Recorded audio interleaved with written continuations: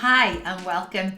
My name is Ali Hart and I am the host of this podcast, and you're listening and watching How to Build a Creative Business in a Noisy World. I really hope you enjoy the episode. Hi and welcome to the Hindsight series. Just before we get started with Dave Linton from Madlug, who can tell us a little bit more about himself and the company that he runs.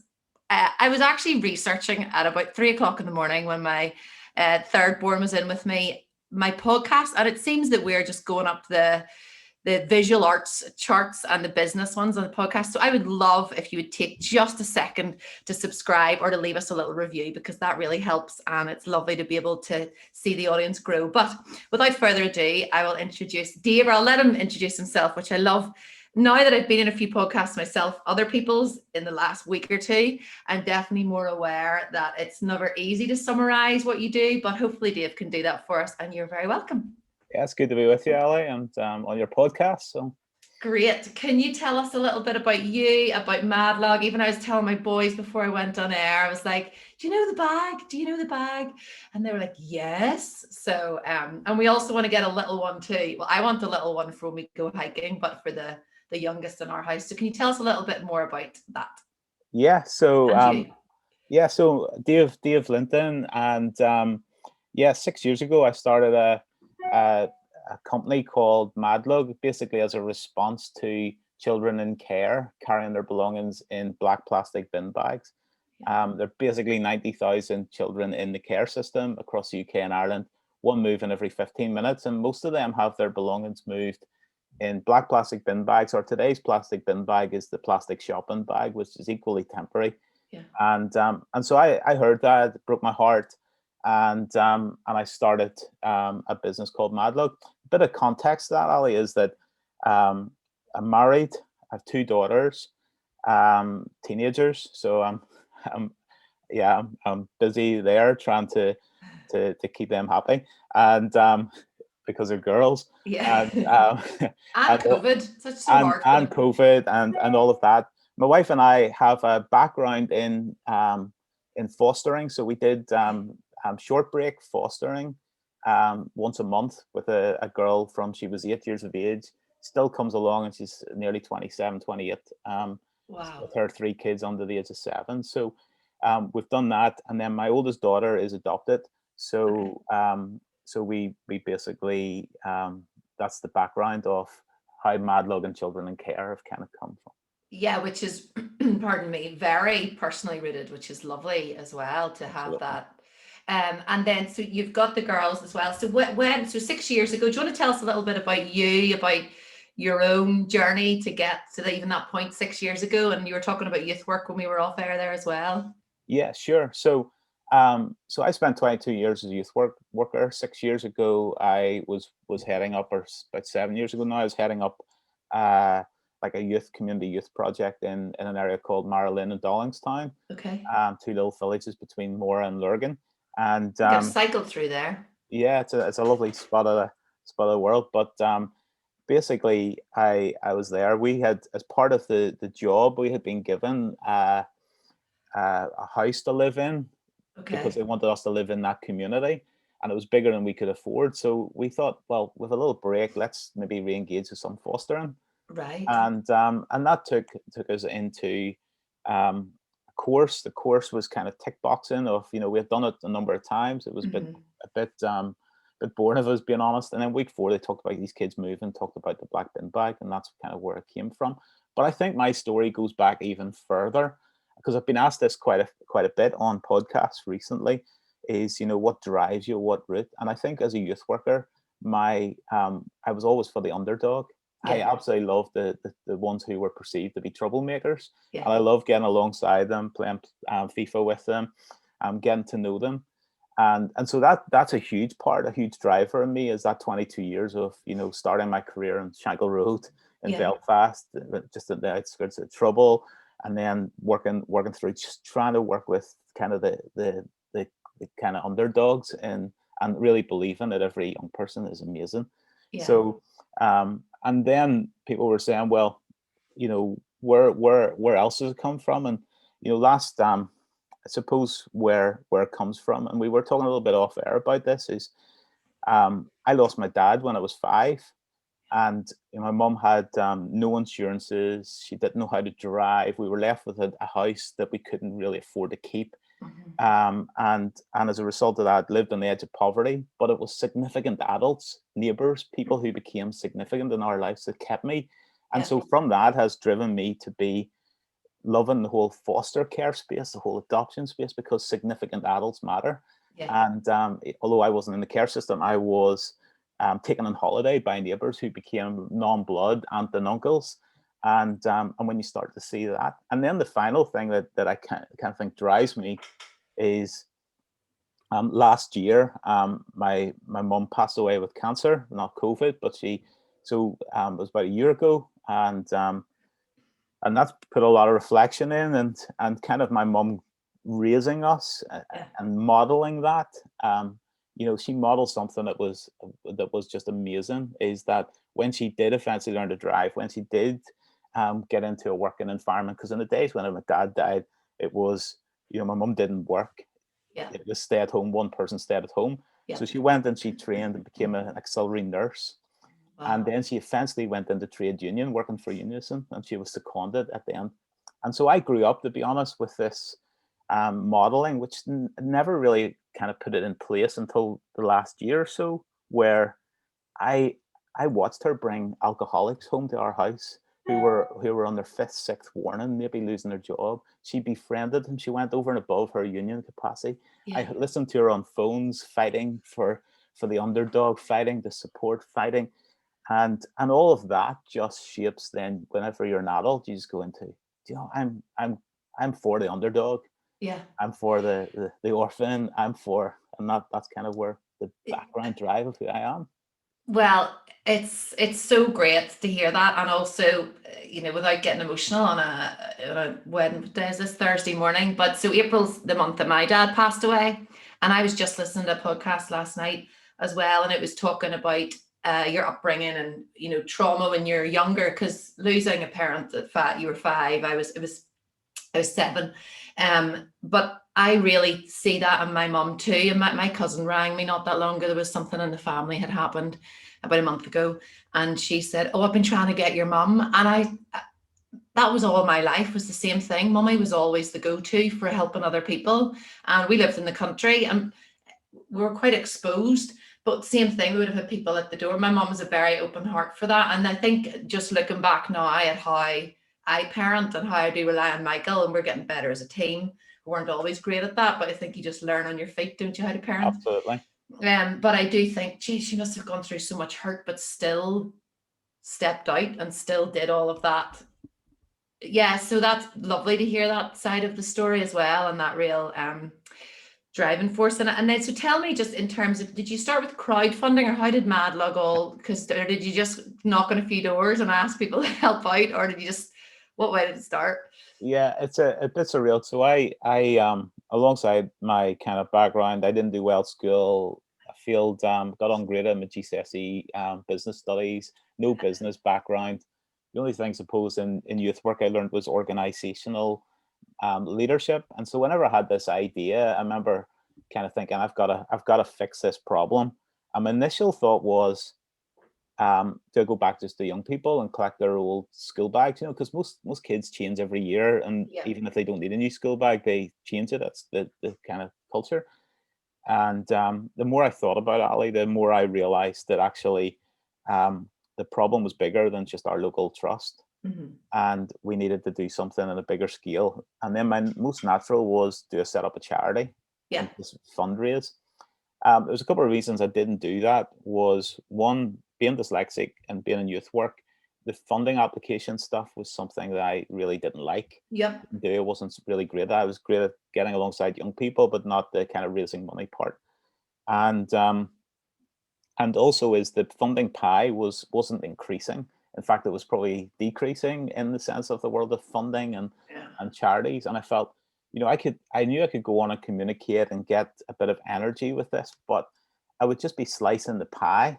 Yeah. The organizations that were doing great service, like FOIPIC, Include Youth, and foster networks, and that it would just be taken away from other services. We fix bin bags and create a problem in another area. Yeah. So so that was it. I remember sitting in a conference about 4 years before this, hearing the guy Blake McCoskey from Tom Shoes being interviewed, and I thought that's a great business model, and I'm really interested, and I just was inspired by it, thinking, "Oh, that's lovely. It's and that's a great thing." Read his book just because I kind of read when I'm learning something, and when I was learning something and enjoying something, I read it, and then never did I think I would ever think about using it. But then when the bin bag thing, I wonder, could I use business to do this? Yeah. And bag for bag. So I started asking around people. I went to Foypick and asked them, is there a need for this bag? Is bin bags real? I started asking lots of social workers. And I spoke to my wife, and my wife looked at me and thought, well, yeah, it's a great idea, but you're not in business, because there's this mindset in that we kind of carry, is that you need to have money, you need to have education, you need to have a family background in business to do it. Yeah. And so it was a great idea, but it's like, we don't have any money, and we didn't. We were youth workers. We had enough to pay bills at the end of the month, and none of us have business backgrounds or family with business backgrounds. So it's I said, well, I'll tell you what, Judith, we'll if you support me on this, just be prepared that I'll make a commitment to raise my salary through a number of different avenues. So the Brilliant. safety of one source will go, and just need to support me on that. We have no money to use. That's all. That's our only your commitment. I spoke to my business friends, and particularly one good friend, Michael, and he was like, "Yes, brilliant, Dave. Brilliant idea, but this is Northern Ireland, not North America." Yeah. And he basically said a number of things about Northern Ireland, which is so true in many ways. He says, at this stage, 6 years ago, which brand do we wear that's come from here? And the only brand that I could put my finger on was the O'Neill sports brand.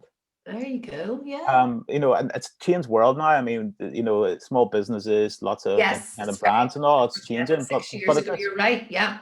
We were kind of like, ahead of the curve a little bit in that.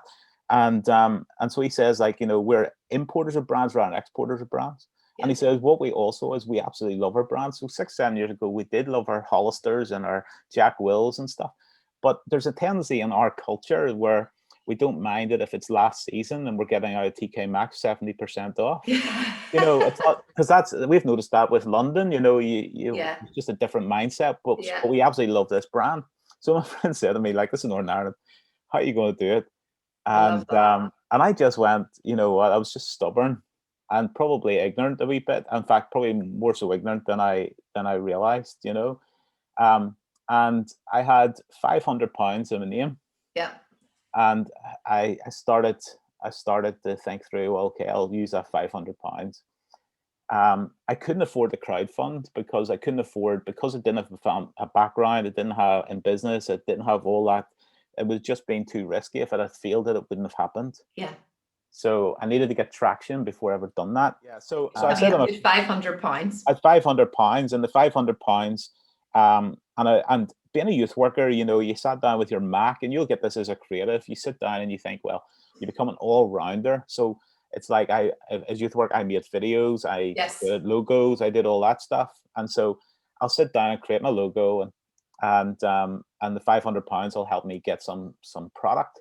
Yeah. As a result of it, I met a graphic design graduate that I knew, and for a cup of coffee, I said, what do you think of a logo? And he went, that's rubbish. I wouldn't wear that on a bag.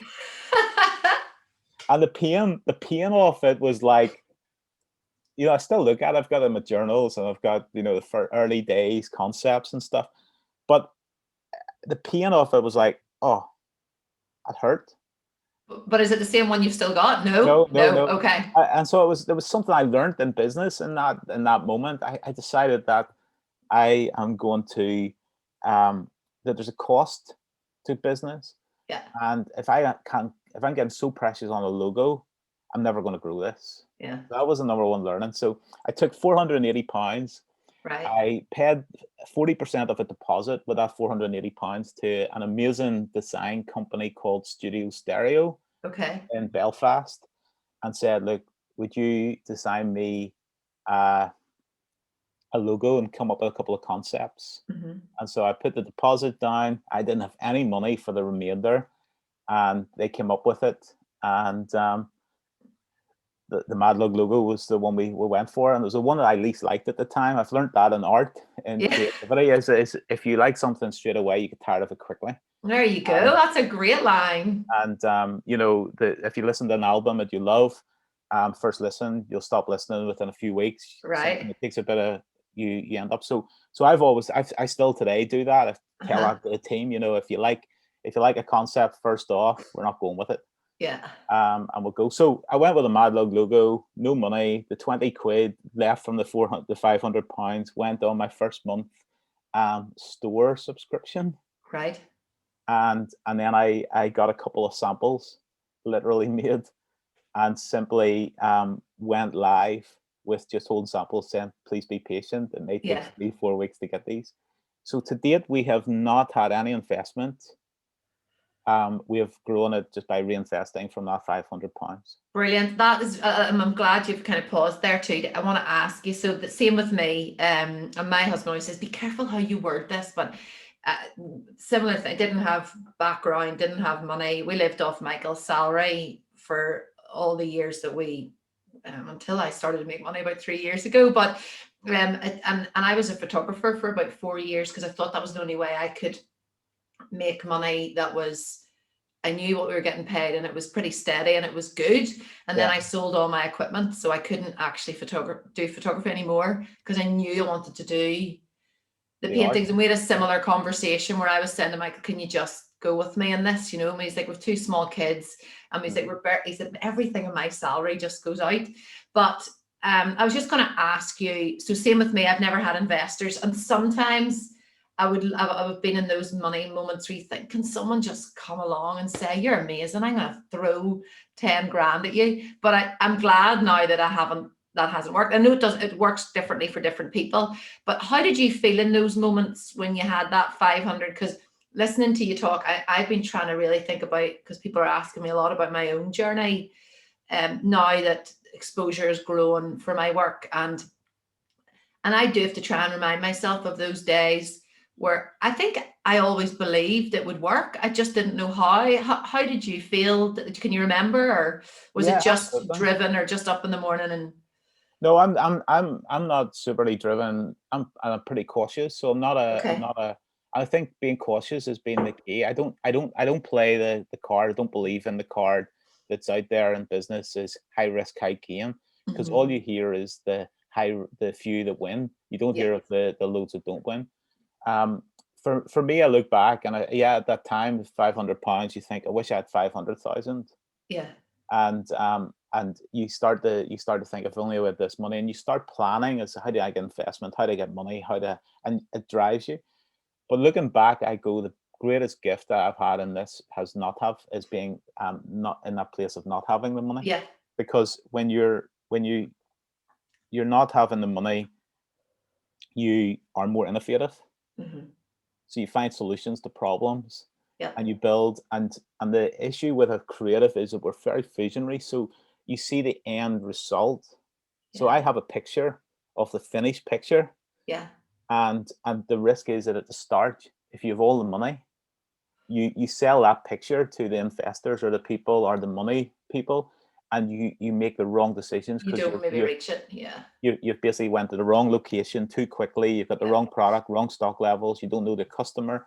Yeah. So I see it as the greatest gift not having the money. The other part is that for an example, this 9 months into it, we got listed as a new radical by Nesta and the Observer. Okay. So that gave us our first Guardian kind of profile 9 months into it, and we were only turning over maybe a couple of £100 a month. I wasn't. Yeah. I was doing a bit of consultants. In fact, I was doing part-time youth work.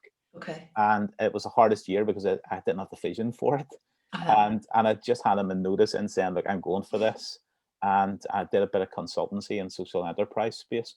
But Guardian contacted us, and we were listed as one of the new radicals, 15 new radicals across the whole UK. There was two companies two organizations from Northern Ireland, ourselves and another. Uh-huh. And the other one got 500,000 startup funding from government Okay. Yeah. to do their thing. They're no longer there today Yeah.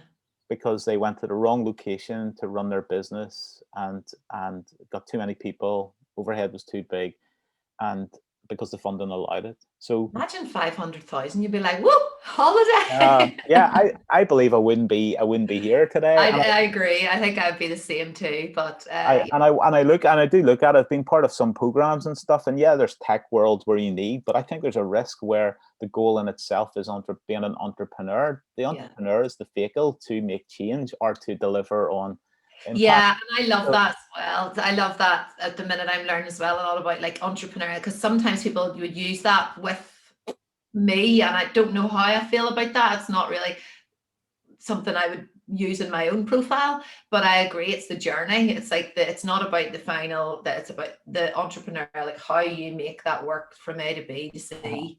Well, it's even not an end. It's not the goal. But there's a tendency, I think, in culture where it's become the goal. It's like saying, I want to be a teacher. I know. But the teacher is only the vehicle to educate children. The drive is to educate children.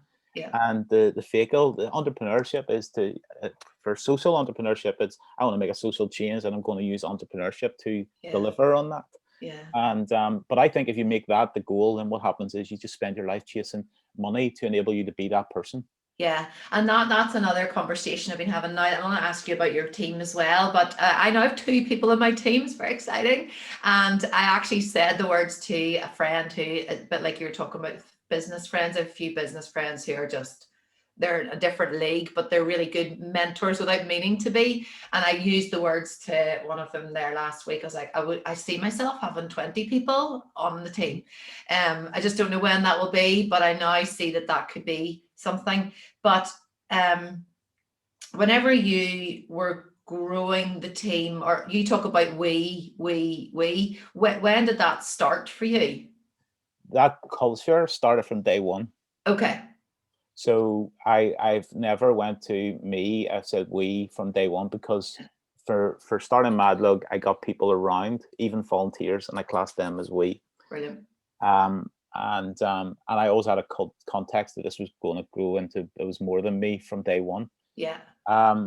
So yeah, that kind of, that's been from day one, basically. Yeah, I talk about team, Ali, and team, and did that from whenever I just had one person too. I do think it's quite a good psychological, you feel a bit more supported as well, don't you really, with that? Absolutely. It's a mindset, that you have to have, I think. And there's a lot of people who don't want team. That's fine, but we use one of the key things that we have used to grow Madlug is a thing called story branding. Mm-hmm. And the whole concept of that is you become the guide, not the hero. Oh, I love that. So the customer is the hero, but you then create that throughout your team as well. So the thing is, my job, and I love this because of being a youth worker, I was about empowering equipment. My job is to make my staff the heroes.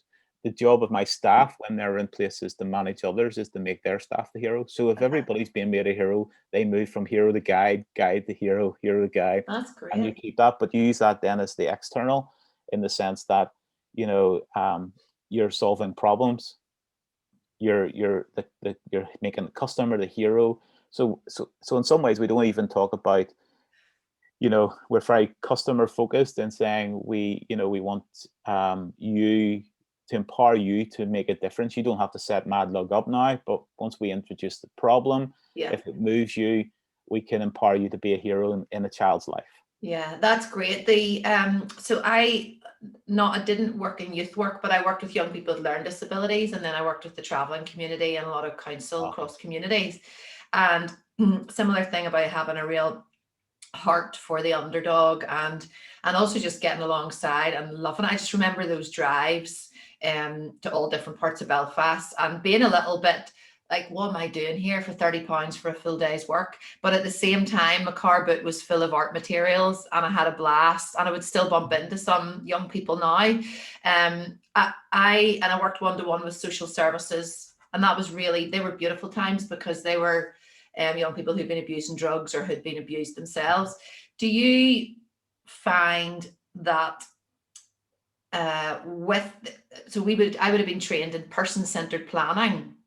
Okay. So the idea is that it's the child. So if a child comes into a room and they've maybe been abusing solvents, so there was one young boy had been abusing solvents from when he was 7.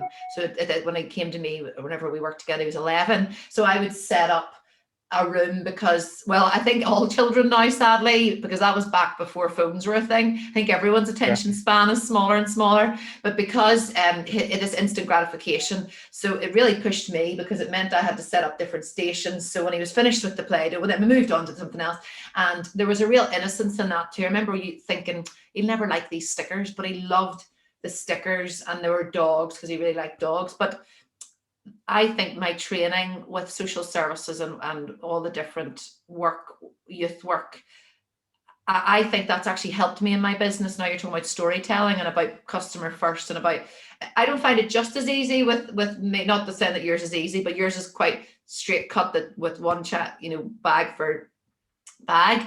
But I do find that I feel like I'm here for more than just painting a pretty picture. And I think all that training comes into that. Did you have any, not training necessarily, I didn't have loads of training, but I used to go on courses, and I took every course that they sent me on. So is there anything around that you want to talk about, or is that just from your... A couple of things. I was in fact, I was just talking to our chairman just before this call, and I was saying about, we were talking about this kind of stuff, that how much mentoring, investment, courses. I think as a youth worker, I had no budget for training. I always envied my business friends who would spend 500, 1,000, 2,000, travel to different conferences. I would go to conferences in little halls and watch the same thing on a screen that people couldn't be bothered going to. Or I would have, I was listening to podcasts, or out of, before podcasts, I would have gone online, or I was just anything, opportunities had to learn. And I think that has been huge. In fact, what I've realized, and I've had the opportunity to keynote stuff and to speak in leadership stuff, and I've been at Queen's a few times. Like, I don't have a degree to my name. I don't have, much of an education. But what I've learned in those 22 years of youth work, and continue to learn, is that I'm a sponge. Yeah. And actually, when I went to this, I wasn't being sent out of duty. It wasn't a day out of the office. It was a day because I wanted to be there. And I think that's the defining. And I think youth work gave me that, and lack of budgets and all of that. Just, I had a hunger to learn. Yeah. And valuing the time that you get on that, valuing the fact that you can soak that up as well.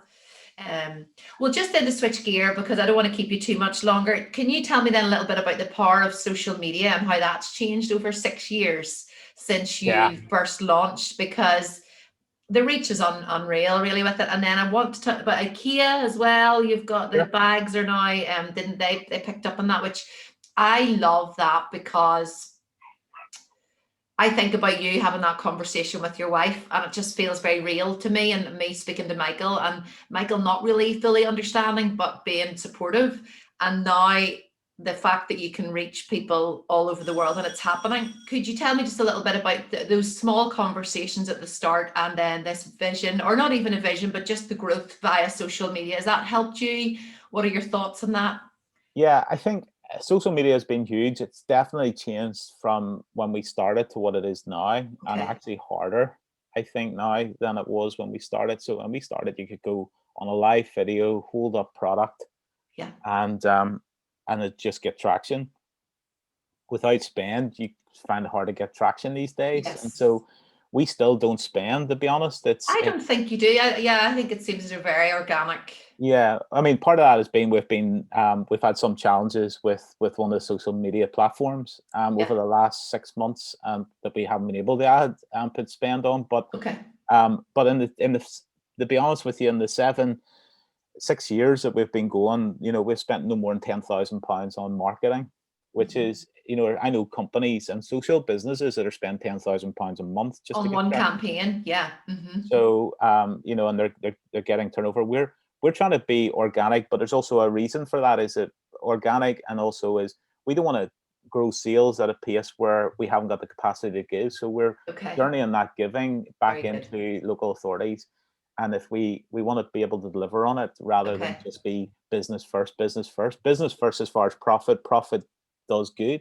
Yeah. But we do find social media harder today. One is that it's just a lot more cluttered. One is that you need to spend money on it, and we haven't gone into the TikTok world yet, which that seems to be the place you have to go. So Well, it's changing quickly. Everything changes, and I think you talk about the dinosaurs. It'll be a dinosaur soon, but TikTok is quite a good one actually. You could really have fun with your staff on, probably. yeah. Well, we're just trying to get the staff into that. So we hired actually just before Christmas a sales and marketing Okay, exec. So we've got a graduate in there now, brilliant. doing all our social, doing all our emails. I think our strategy is that we're trying to really build content and lead generators that are Yeah. download and do marketing through emails. That's kind of where we're spending time. And isn't it? It's quite good, I think, as well for me. So I ran a £40 advert from between December and now, and it was just because I have a guy that sometimes taps in and runs ads. So at Christmas, but again, art's a tricky. You have to get the the whole concept right. But I've never really relied on ads. But I can also see how you do need them because it's eyeballs that you're not going to necessarily reach. Absolutely. We've used, to be fair, we've used traditional PR more. Yes. So it's that we've kind of, for the last couple of years, we've had a PR company that's been, because when we give the bags that we generate to local authorities across the whole UK, Yeah. there's a PR story in that. So what we need is that to be told, and that's got us. So some natural stuff we got is through that was 2-page spread in the Flybe magazine.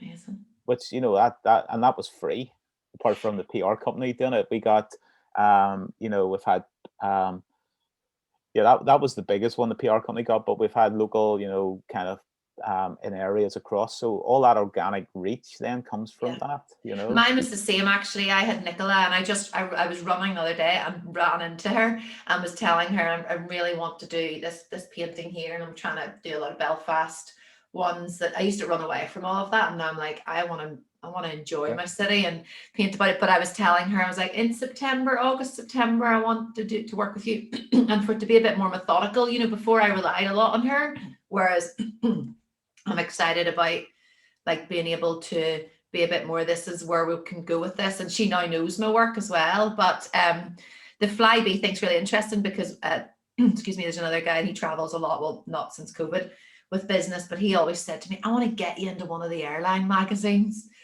So that's brilliant, Flybe. Well, there's so many things I would love to just keep picking apart. Can you tell me just even a little bit about the bags before we wrap up? And then I want to ask you about what you're reading. Okay. Yeah. The bags. So the bags that we have are classic design. So when we were £500, the issue was that, and having no bag background either. I love bags. It was an easy enough thing to do, but the kind of looking at being innovative, looking at functions, being all of that, was we didn't have the money for that. Yeah. So it was a matter of looking around, went around the shops, and every brand had a classic backpack with the one pocket on. And so I felt, well, we'll just go classic and be innovative with our story. So we've learned to be storytellers and keep classic. Even that's how it's become our brand. Mm-hmm. But it was because the finance wasn't there at the time. 7 years ago, everything was patterns. Yeah. School bags were patterns. It was like nobody had a blank bag. Yeah. Even and so we that's whenever the bold logo came in, was like, let's be classic, have an identifiable logo in there that's bright. Mm-hmm. and be innovative with a story. So that's been our model. So we've tried to keep that classic. We've brought some bags in that are a little bit more innovative. They've got plugs for power chargers and things like that. But the core of our core product is still the best seller, is our classic backpack or the roll top backpacks. And would you then, is it a case of, which we didn't really get to touch on there, so with the young people in care, so like last summer, I was working with fostering and I did to run online workshops. Mm-hmm. And it was brilliant. It was absolutely fab. And actually we were able to do it, that it was young people with their siblings as well. So do you get to engage with any of the young people, or what way does that, how does it? Sometimes we do. And but rarely our whole thing is just raising the funds to give the bags. So Yeah. I would do more motivational stuff with young people in Yep. the sense of, here's the brand, here's the story of the brand. I'm not afraid of telling them that and saying, you guys are incredible, you have huge value, huge worth, deserve to be treated with dignity. That's our drive. Every time you see a Madlug bag being worn, somebody is saying, we see you, we I love you. know, it's fab, yeah. So that's the kind of stuff I do. We get the odd letter or foster care would connect their young person, but generally we're sending thousands of bags to local authority. So for us, it's that's our role. Yeah. We've just set up a Madlug Foundation. So we're Okay. a locked asset business. So I actually don't know Madlug. Right. So all the asset is locked. If I'm an employee in it, if Mhm. we cease tomorrow, all the asset would be transferred to a charity or social enterprise working with kids in care. Okay. That means that nobody can ever challenge me on, oh, you're building a big fancy house in the country, Yeah. you're living off a sad story. We're totally committed to that. But what we realize is be commercial, the skill set to grow commercially. Mhm. As the bigger we're growing, the bigger customers that we're having, is that we needed to have somebody equally as focused on the giving. So we separated it out Very and we good. just transferred the giving into an official charity now, of which we Brilliant. have a plan to do everything else. But that charity will not be, we have no vision for that charity to be an employer of social workers or to be engaged. We see it Mhm. really as a collaborative, an Right. umbrella that we can work in collaboration with the people who have got all those. And isn't it so cool to well, 2 points I want to just say before I forget. What I love about it is having worked with young people like that, and I really want my kids to be more exposed to just well, our church actually that we go to is a lot of asylum seekers. So and they're so even whenever the kids are all together, there's virtually they're the only young people who are um like originally from Northern Ireland, and they all get on. There's just this beautiful language, all colors, all creeds. Mhm. So I love that Madlug bags, whether my young person who has mom and dad and both employed, essentially middle class, wearing a bag, but then there could be a young person who says in care where there's no difference. Like it's the bag is the bag, and the bag's with all children. Yeah, No, so the bag is different that we give because didn't know that. so we sat down with young people who through FOIPIC, and we basically did a Dragon's Den. I did it Okay. right at the start, and part of the thing was I asked, what is the the the issue of bin bags? When is it used? How can we solve it? And we came up Yeah. with a number of things. At that time, Madlug was unknown, Okay. and they didn't want to be stigmatized. So so the idea of having a branded bag now, that's very different now. We give lots of bags out branded to kids in care, Yes. but the main bag that we give is a little fold away, Okay. so travel bag. And it came because they said they didn't want a logo on it, brand on it. So when it was folded out and usable, Yeah. it doesn't have, the bag we give doesn't have anything that says Madlug on it. Ah, right. It's like a gym bag. They said that they didn't have a lot of space. Sometimes they lived in residential centers or homes. Yeah. They only had a sock drawer, so nowhere to put luggage. So Okay. we folded up into that pack and mac kind of approach. And they loved the words value, worth, dignity that we were using. Yeah. So that they wanted that on the bag. So we put whenever the bag is folded up, That's what it it goes, says. "You are incredible, value, worth, dignity," and then just a little Madlug.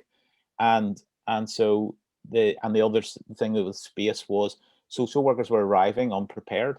So if you Mhm. think the practicalities of having a box of backpacks or a box of suitcase, or 3 or 4 suitcases, you're going to take it out if you're going to be to your family and not put it Mhm. back in, and suddenly you've nothing to do, only have you something to move their belongings in.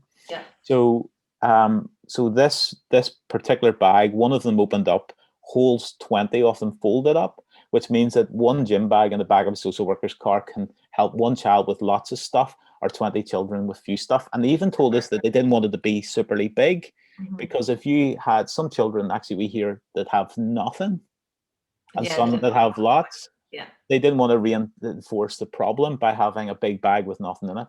yeah. So that's and it allows us the logistics of sending thousands. So like by the end of the summer, we'll be nearly at 49,000 bags to children in care right across the UK. Amazing. So that even you think of logistics is the bigger the bag, the bigger the boxes. Brilliant. Yeah. So we're Would you have that? That's the other thing about I talk about the creative path is rarely straightforward, and I think that you're a shining example of that. And I'm sure as you're talking about making the separate charity, about putting it all in, so you can't, or what is it you call that? Whenever you locked asset. Yeah. that, yes, those are things I'm sure you didn't even think about when you had £500. Yeah, but then getting people to be around, mentoring you, Yeah. reaching out. So there was like first thing was Infest and I had a social entrepreneur program.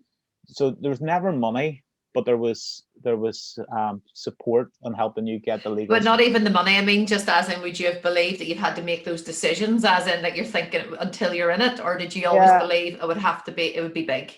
Yeah, I think from day one I believed it would be big. That's why I did it. 3,000 children in Northern Ireland.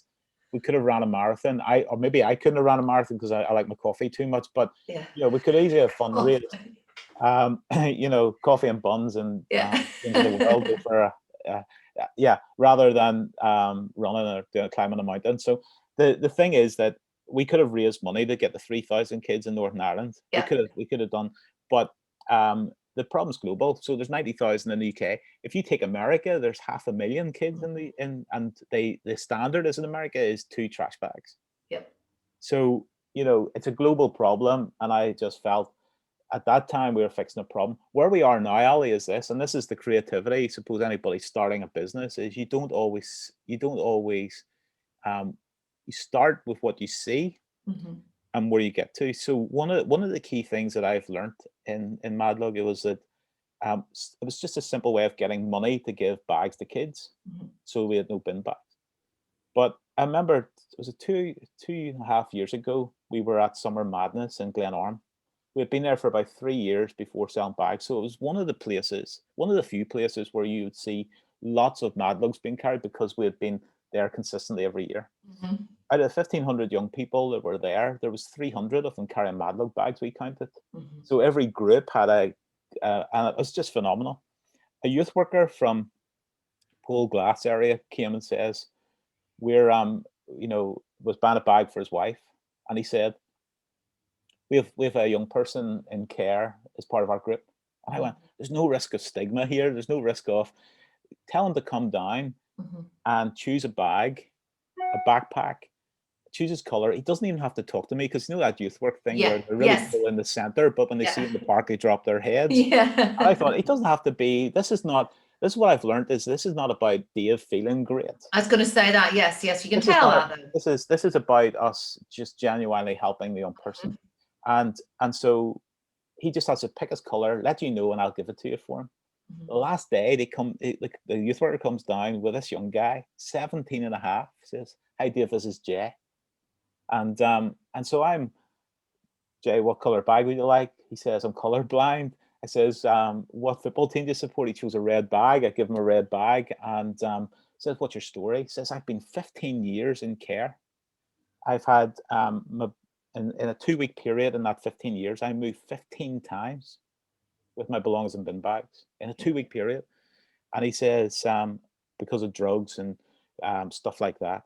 And he says, what you do is amazing. What you do is amazing. He kept saying to me, thank you. What you do is amazing. I looked outside the marquee where we were selling. There was all these young people. I was just see. I thought tears started coming down my eyes because that moment whenever you get to, I can't believe I'm here. This experience, and I had to apologize because the tears couldn't get anything out. And so this guy saw emotion as well, but he turned around and I said, what's really amazing, Jay, is this. There's over 300 young people in this camp that are basically choosing Madlug over East Pack, Kank, and all the other bags that they could do. Why? Because every one of them believes you're incredible. Jay walks off, big smile on his face with his red bag. He comes back later that evening as we were pulling the stand down. He had a girl half his height, she had frizzy hair, smile from ear to ear. I had never... I in the 20 years, I've never seen a young person smile so clear. And Still today, I don't know her name. She didn't even speak. She just smiled. He had told her the story, and he says, Dave, I'm back to tell you that, just say thank you. He flung his arms around me, gave me this huge hug, and away he went. 2 days after Summer Madness, I get a message through the Facebook Messenger. I met Dave Linton at this event.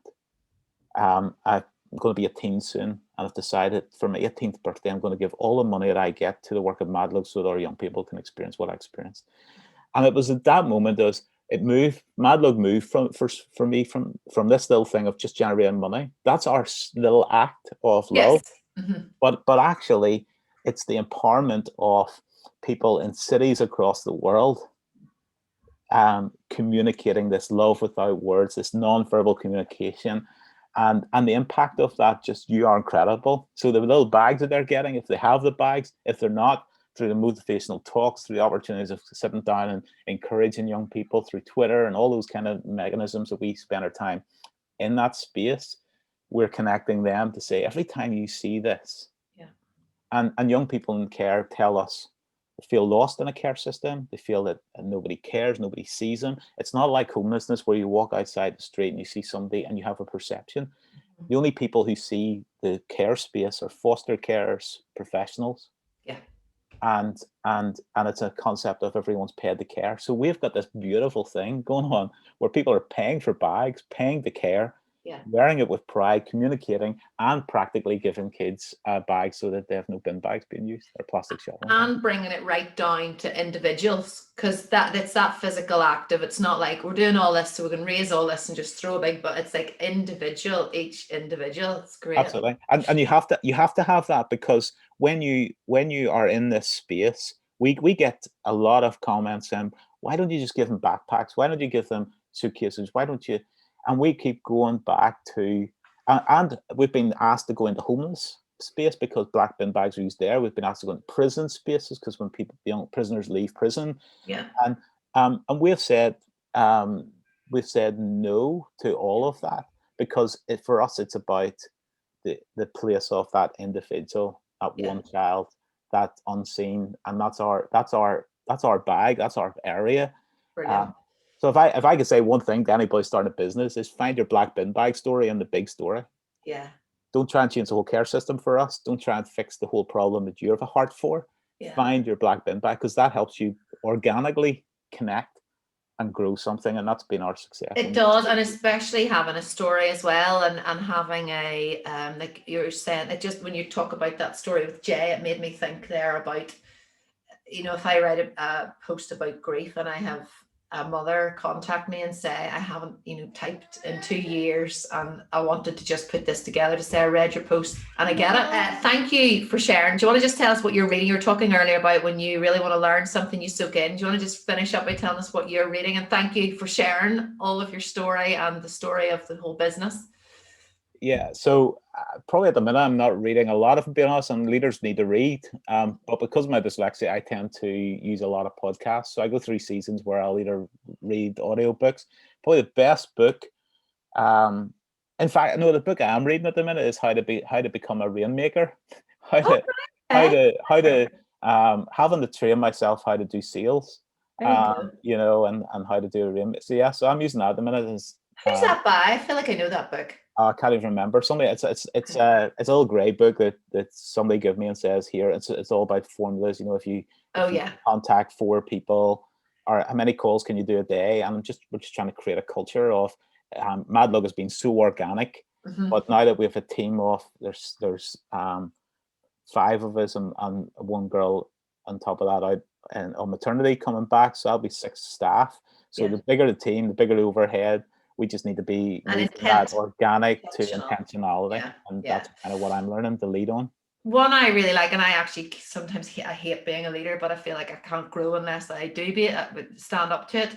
Is that Brené Brown I've been listening to it in an audiobook. It's quite good about leadership, and it's quite nice to hear her talk about whenever her staff try to tell her that she really, when she storms in on a Monday and wants to do this, wants to do that, but also her staff have patience for her. And I feel like that is really important too, because you have to have the big ideas and the creativity to. Absolutely. But thank you for your time.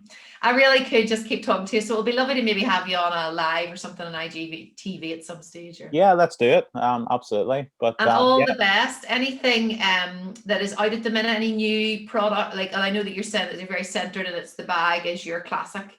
The little bags are out at the minute. Do you want to tell us just a little bit about that? Yeah, so I mean, we're continuing trying just to build product that's engaging the whole family. So for us, it's we have a dream of being a bag company from birth right through. So it's a little bit harder to get the diaper or the baby change bag, but that's our dream. We would love to get that from that to, and so we start off with a classic. We have the little junior classics, or we call the kids classic, which are great, kind of all the age, but then we brought out the mini and the classic as well. The mini, so yeah, the it's minis.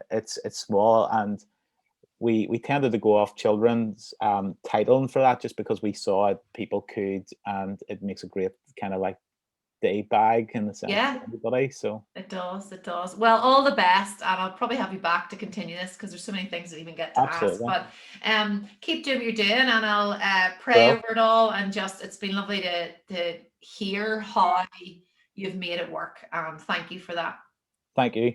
And people can find you at Madlug, isn't it? Yeah, so it's two sites where you can find us is madlug.com, or if you're a business owner and you want to madlug your business, we've moved into that kind of corporate space. So www.madlugyourbusiness.com as well. So there's two different streams.